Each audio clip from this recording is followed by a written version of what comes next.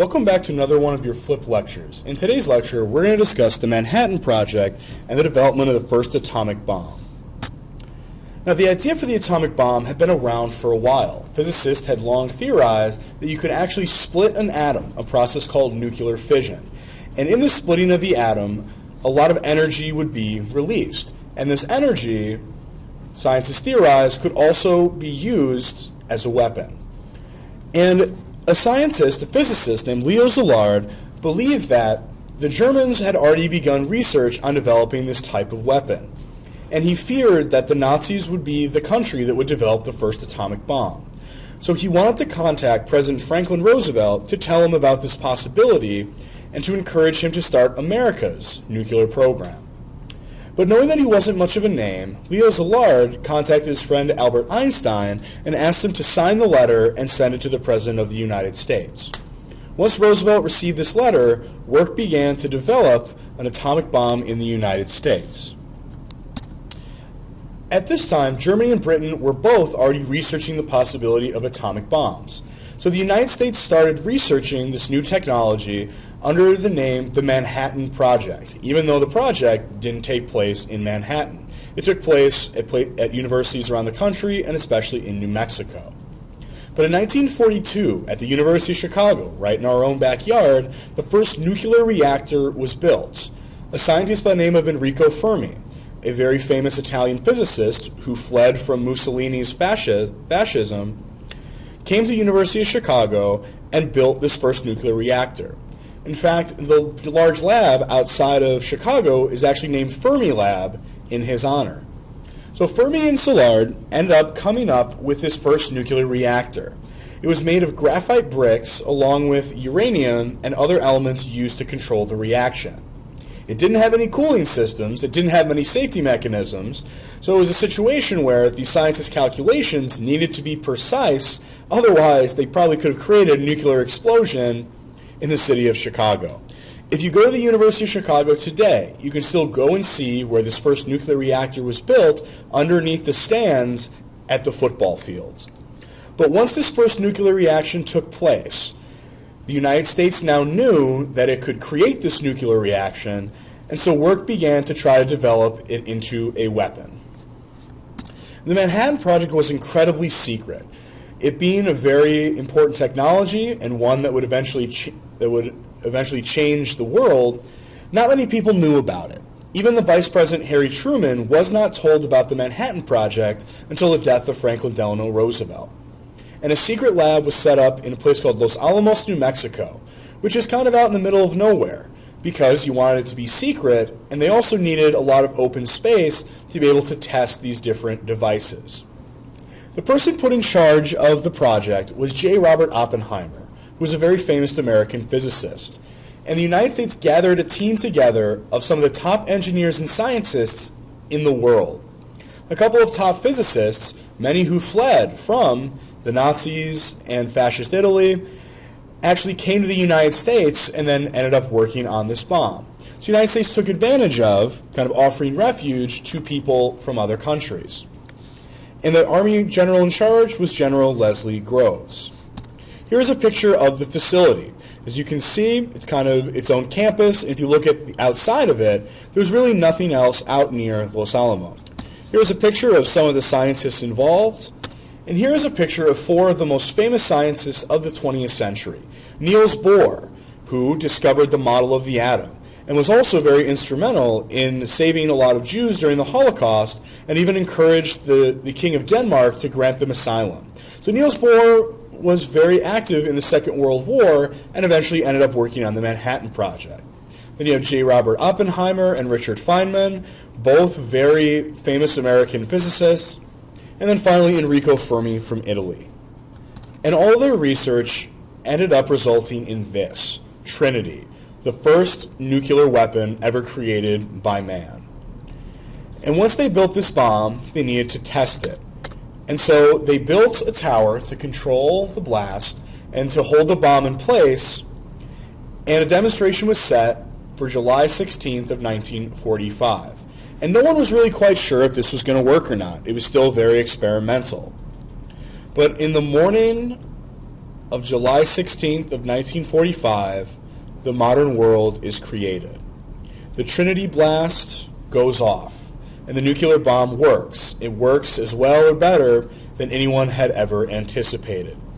The heat from this blast is so strong that it turns the blast radius right around the explosion into glass.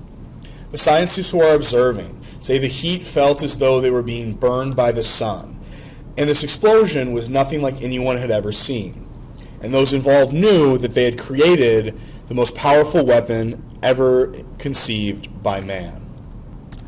Upon viewing the blast, J. Robert Oppenheimer, the creator of the atomic bomb, quoted the Bhagavad Gita, a Hindi holy book, by saying, "I have become death, the destroyer of worlds." And so all these scientists realized what they had created when the Trinity test took place.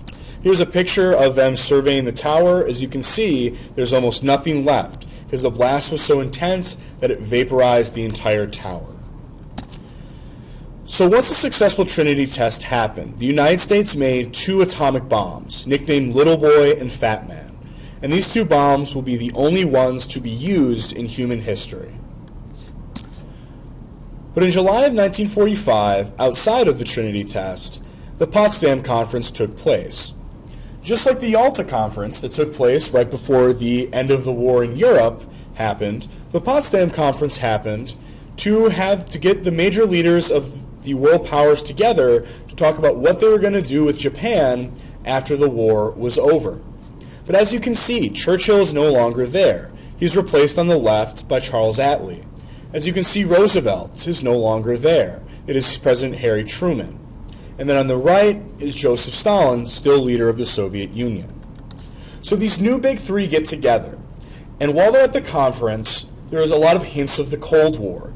Truman hints to Stalin about the Manhattan Project, saying the United States had just developed this new weapon and that it was going to be the weapon that was going to win the war. But Stalin didn't really react. He pretty much acted as though it was no big deal, kind of shrugged it off. So while Truman is trying to intimidate Stalin with this atomic bomb, Stalin doesn't react because he already knows. The Soviet Union had begun spying on the United States before the war is even over. So this conference hints at the tensions that are to come in the Cold War. And also during this time, the Allies decide to issue a declaration, and they give an ultimatum to Japan. Remember, an ultimatum is a statement that says, you will do this or else there will be consequences. So the United States said to Japan, surrender or face prompt and utter destruction. Now this ultimatum has no mention of the atomic bomb, and the Japanese are not aware this weapon exists. But the reason Japan had not already surrendered, because Japan knew that they could not win the war at this point, was that they wanted to keep their emperor. We discussed Bushido and the way of the warrior and the samurai code, and the Japanese continued fighting because they wanted to create a situation where the Allies would let them keep their emperor. But the Allies refused and demanded unconditional surrender. So the Japanese refused the Potsdam Ultimatum. And so the United States then had to decide whether or not to use the atomic bomb. And Harry Truman made his decision, and he made it very quickly. Harry Truman said that he did not struggle with this decision. Whatever the truth may be, he said that he viewed it as just another weapon that would be used to win the war.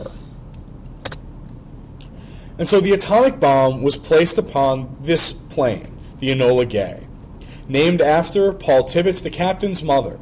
And this was going to be the airplane that was going to carry the atomic bomb to Japan. And so a B-29 bomber was loaded up with the atomic bomb, and it set off to use the first nuclear weapon in man's history. So on August 6th of 1945, the first atomic bomb was dropped on Japan at the city of Hiroshima. This would be the first time that a nuclear weapon had ever been used in history, and the legacy of this atomic bomb would change the world. The destruction caused by this bomb was going to be absolute. Over 63% of the city was leveled by this blast. those who were close enough to the blast radius would be completely vaporized. They simply would no longer be there because the blast would be so intense that it would actually vaporize them. But those who were further away from the blast would also suffer from radiation poisoning, extreme burns, and the end result of this would be the total destruction of the city. Now, a lot of these targets were military, but the vast majority of those that are going to be affected are going to be civilian targets. And in some cases, people would leave simply their shadows. The ash burned into walls as though their shadow had remained after they had gone. So you can see an image of a ladder and a man burned into the side of a wall. The burn marks would also be so intense that if you were wearing a patterned shirt, it would burn that pattern onto your skins. And the legacy of this would be that there would be mutations and radiation sickness and high level of cancers in this city for decades to come. And about 80,000 to 120,000 are going to be killed instantly in the blast, as well as in the rubble that ensued. And more later are again going to die from radiation sickness and burns. This weapon was an absolute weapon of destruction. Then, just 3 days later, on August 9th of 1945, the United States used a second atomic bomb on the city of Nagasaki. The Japanese had not surrendered in those 3 days, even though there were negotiations that were taking place. So the United States decided to use the second atomic bomb just 3 days later. And this devastation is going to be similar to that of Hiroshima. And about 74,000 are going to be killed in similar ways. Now, a lot of people debate that second atomic bomb. It's a very controversial subject in history.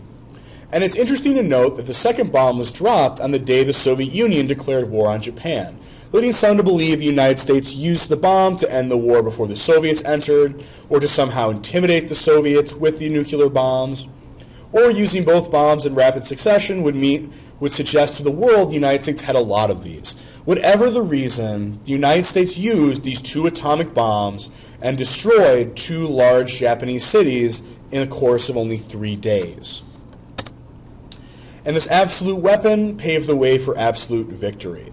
On August 15th of 1945, known as VJ Day, Victory in Japan Day, the emperor decided that it was no longer worth fighting to try to keep him in power. So the emperor decided that he did not want to risk any more nuclear attacks, and so he ordered that Japan surrender unconditionally to the Allies. So the war was now over in the United States, in the world, and so celebrations broke out all over the country. In Times Square, people turned out in large numbers to celebrate the end of this war. And the soldiers would then be coming home all over the world. In the aftermath of this war, the Allies decide that they want to try to build a better world. We know what happens with the Cold War and how that grows out of World War II. But right after the war, the United Nations is formed. This organization, born out of the problems that led to the Second World War, that would try to mediate world conflicts and try to do what it could to promote peace and prevent another world war from happening. The Allies also decided that they were going to put the Nazi leaders on trial at Nuremberg for these war crimes, for the Holocaust, for these so-called crimes against humanity. And the point of this was to try to create a basis for international law, that the world after World War II would not tolerate these crimes against humanity, these mass genocides. And so all of these things were geared at, along with the Marshall Plan, the rebuilding of Japan, and the rebuilding of Japan at trying to create a better world out of the one that had been destroyed in World War II. Here's a picture of the Nuremberg trial with the top Nazi leaders who were on trial after the war. And finally, the legacy of the United Nations is still around today and is still this organization that tries to prevent such another large, devastating conflict as the Second World War.